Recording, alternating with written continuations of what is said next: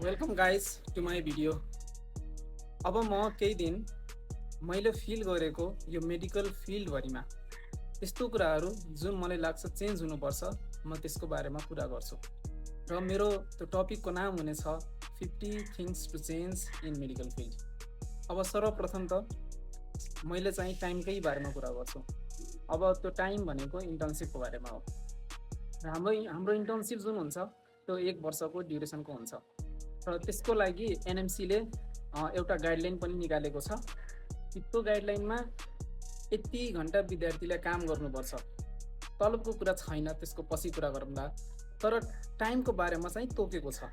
त्यो टाइम भनेको 8 बजेदेखि बिहानको बेलुकाको 5 बजेसम्म। र अर्को भनेको कुनै पनि इन्टर्नले यदि नाइट ड्युटी गरेको छ भने उसले चाहिँ पोस्ट नाइट पाउनुपर्छ। तर के यो हरेक मेडिकल कलेजमा भइरहेको छ त? अवश्य छैन, अवश्यै छैन।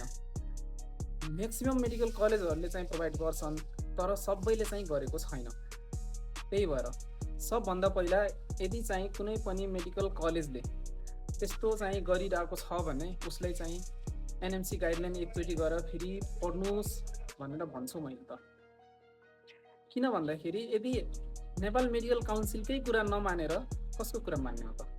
र यो कुरालाई डिफेन्ड गर्नलाई अब धेरैजनाले मलाई चाहिँ भन्नुहुन्छ होला कि जति धेरै हस्पिटलमा बसिन्छ, जति धेरै गरिन्छ त्यति धेरै सिकिन्छ। के त्यस्तो हो र? होइन, जति राम्ररी गरिन्छ त्यति धेरै सिकिन्छ। जति सचेत भएर गरिन्छ त्यति धेरै सिकिन्छ। राम्रो कुरा यो हो, धेरै गरेर चाहिँ धेरै सिक्ने होइन, राम्ररी गरेर धेरै सिक्ने हो। यदि चाहिँ कुनै पनि विद्यार्थीले 8 बजेदेखि 5 बजेसम्मको ड्युटी 5 बजेपछि 6, 7, 8 बजेसम्म गरिरहेको छ भने एउटा त्यसको चाहिँ मेन्टल प्रेसर कतिसम्म होला के?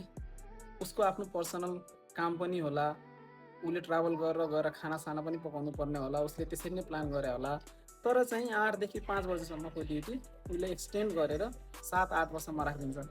त्यो भनेको एकदमै गलत हो र यसको बारेमा सबै मेडिकल कलेजहरूले सचेत हुनुपर्छ कि एनएमसीले दिएको गाइडलाइन 8 देखि 5 बजेसम्म त्यो चाहिँ मान्नु पर्यो र सबले चाहिँ 24 नाइट ड्युटी गरिसकेपछि पोस्ट नाइट चाहिँ पाउनै पर्छ।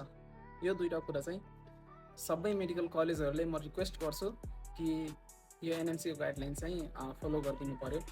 नेपाल सरकारको कुरा चाहिँ मानिदिनु पर्यो। धन्यवाद।